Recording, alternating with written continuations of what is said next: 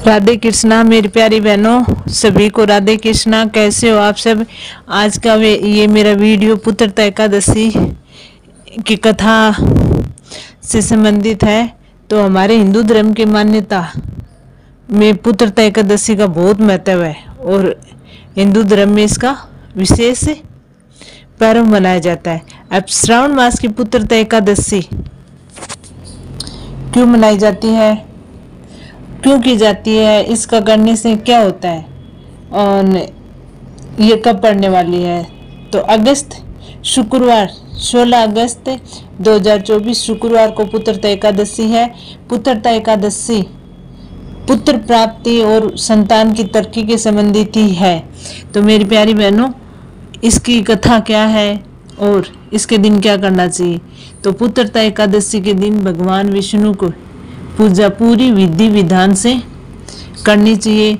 तो जब भगवान विष्णु प्रसन्न होते हैं तो वो अपने साधक पे बहुत मेहरबान होते हैं। और इस बार विशेष महत्व है क्योंकि शुक्रवार को पड़ रही है, तो शुक्रवार माँ लक्ष्मी जी का होता है, तो इसका फल हो जाता है। अब मैं आपको बता दूं पुत्रता एकादशी व्रत की महत्व कथा। पुत्रता एकादशी व्रत की कथा क्या है। तो प्राचीन कथाओं के अनुसार द्वापर युग जब शुरू हुआ था तब एक नगरी थी जिसका नाम महीरुपति था और उस नगरी में जो राजा था उसका नाम महीजीत नाम था। अब उस राजा के बहुत ही धन संपन्न था, लेकिन वो सुखी नहीं था। क्यों सुखी नहीं था? क्योंकि उसके कोई पुत्र नहीं था। तो इसलिए राजा बहुत दुखी रहता था। उसने सभी से पूछा, उपाय भी किया, लेकिन उसके कोई पुत्र प्राप्त नहीं हुआ। तो उसने एक दिन हार के ऋषि मुनियों और सन्यासियों को बुलाया और राजा ने अपनी व्यथा उनको बताई कि ये है। तो ऋषि मुनियों ने राजा की बात को बहुत ध्यान से सुना। तब ऋषि मुनियों ने कहा कि महाराज, श्रावण मास की पुत्र एकादशी के दिन तालाब पे कोई गाय पानी पी रही थी। आपने उस गाय को पानी नहीं पीने दिया और उस गाय ने आपको श्राप दिया कि आपके कभी भी पुत्र प्राप्ति नहीं होगी। तो इस श्राप से मुक्ति पाने के लिए आपको श्रावण मास की पुत्रता एकादशी के दिन व्रत करना होगा। भगवान विष्णु की पूजा पूरे विधि विधान से करोगे तो आप इस श्राप से मुक्ति पा सकते हो, नहीं आपको मुक्ति नहीं मिलेगी। तो राजा ने बड़े ही प्रसन्न मन से श्रावण मास की पुत्रता एकादशी को किया और उस एकादशी के दिन दान पुण्य किया।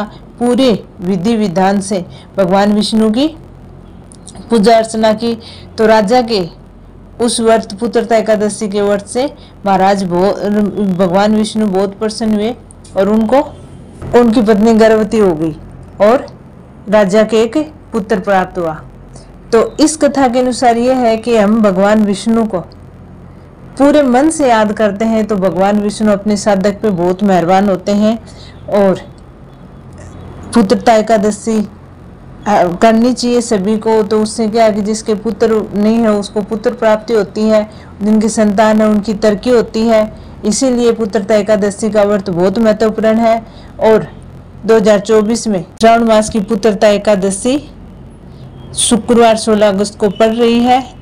तो आपको मेरी एकादशी की कथा कैसे लगी कमेंट करके ज़रूर बताना।